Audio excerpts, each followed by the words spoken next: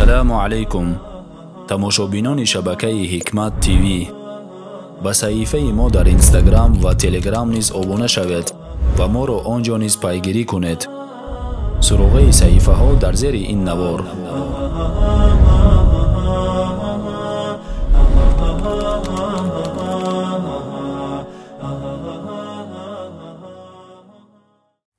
доктор Зокир, саволи ман чунин аст.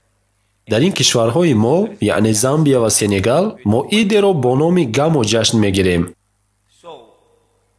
бисёриҳо мегӯянд, ки ин ҳаром аст, барои он ки паёнбар ягон вақт инро накарданд ва ҳар он чизе ки паёнбар накарданд, агар мо кунем, пас ин бидъат мешавад. ва далели ин ояте ҳаст, ки Аллоҳ мегӯяд: имрӯз дини шуморо бароятон ба камол расонидам. пас саволе доштам: оё гамо ҳаром аст ё на? бародар, камтар саволатро равшантар мекардӣ. Ту гуфтӣ, ки мардум бозӣ мекунанд? На, гамо ин ҷашн гирифтани мавлуди паёнбар Муҳаммад саллаллоҳу алайҳи васалам мебошад. Мавлуди паёнбар. Бародар мегӯяд, ки бисёриҳо дар ин кишварҳо, Замбия ва Сенегал, рӯзи зодрӯзи паёнбарро ҷашн мегиранд ва ҳар чизе ки паёнбар накарданд, ин ҳаром аст. Гуфтани ҳар чизе ки паёнбар накарданд, ин ҳаром аст, ин нодуруст мебошад. Паёнбар костюм напӯшиданд, ман бошам пӯшидам. оё ин маънои онро дорад, ки костюм ҳаром аст? Он чизе ки Аллоҳ таоло ва он чизе ки паёнбар алайҳиссалом аз он манъ карданд, агар ки онро кунед, ин ҳаром мебошад. дуюм ин ки агар шумо дар дини худ он амалеро кунед, ки паёнбар саллаллоҳу алайҳи васалам ба он амр накарданд, он чизе ки Аллоҳ амр накардааст ва паёнбар тавсия накарданд, он чизе ки далелаш дар Қуръону суннат нест, агар шумо чунин амалеро аз дин гуфта амал кунед, ана ин бидъат аст. бидъат яъне ин ки навоварӣ. Барои мисол чизеро ба намоз изофа кардан. Барои мисол касе ба иқомат чизеро изофа мекунад ва ба азон. Паёнбар инро накарданд. ҳамин тавр, агар шумо дар ибодати худ чизеро изофа кунед аз номи ислом ва он чизеро ки далелаш на дар Қуръон аст ва на дар ҳадис, ин навоварӣ яъне бидъат аст. он чизе ки ба ислом рабт дорад, шумо бояд ба Қуръон ва ҳадисҳои саҳеҳ назар кунед. ҳадисҳои паёнбари охирин саллаллоҳу алайҳи васалам. Он чизе ки ба дини мо рабт дорад, паёнбар саллаллоҳу алайҳи васалам гуфтанд, ки ба Қуръон назар кунед. Агар дар Қуръон наёфтед, аз ман пайравӣ кунед. Агар шумо дар он ҷо чизеро наёфтед, пас ба замони саҳобаҳо назар кунед, баъд ба замони баъдӣ, яъне тобеин, ва баъд ба замони табътобеин, яъне ин се аср бо номи асри салафи солеҳ машҳур аст. барои фаҳмиши ислом шумо бояд аз Қуръону суннат далел дошта бошед ва дар фаҳми Қуръону ҳадис беҳтарин шахсе ки Қуръонро мефаҳмид паёнбар буданд. ва баъд аз паёнбар саҳобаҳо ҳаргиз чизеро ба дин изофа накарданд.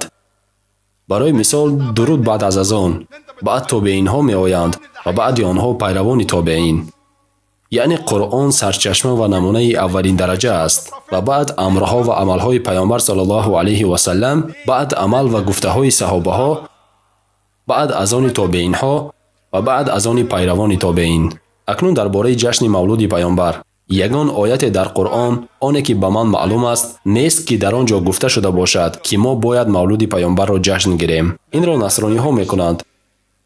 насрониҳо мавлуди Исо алайҳиссаломро ҷашн мегиранд ва нест ягон далеле аз инҷил, ки Исо алайҳиссалом 25 декабр таваллуд шуда бошанд ва ин зодрӯзи писари Худост, даруни нохунак. ва боз як ҷавоб дар ин бора. нест ягон ҳадисе ки паёнбар зодрӯзи худашонро ҷашн гирифта бошанд. ягон саҳоба мавлуди эшонро ҷашн нагирифтанд. ягон хулафои рошид, на Абу Бакр, на Умар, на Усман, на Али, Аллоҳ аз ҳамаи инҳо розӣ бошад. ягон тои онҳо. ва агар шумо бигӯед, ки мавлуди паёнбарро аз рӯи муҳаббати ба эшон ҷашн мегиред, шумо чӣ? оё паёнбарро аз саҳобаҳо ҳам дида зиёд дӯст медоред? на. паёнбари маҳбуби шумо саллаллоҳу алайҳи васалам гуфтанд: агар ба як палаи тарозу имони Абу Бакрро гузоред, имони Абу Бакр, Аллоҳ аз ӯ розӣ бошад, ва дар дигар палаи тарозу имони тамоми мусалмононро гузоред, ба ғайр аз имони анбиё, яъне паёнбарон, пас имони як худи Абу Бакр аз имони тамоми уммати ислом вазнинтар меояд, бе имони паёнбарон.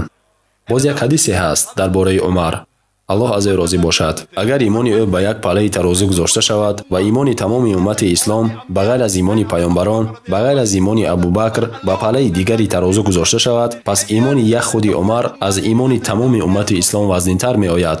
ва Абубакр Аллоҳ аз ӯ розӣ бошад ҳеҷ вақт мавлуди паёмбарро ҷашн нагирифтанд. Умар низ ҳеҷ вақт ҷашн нагирифтанд.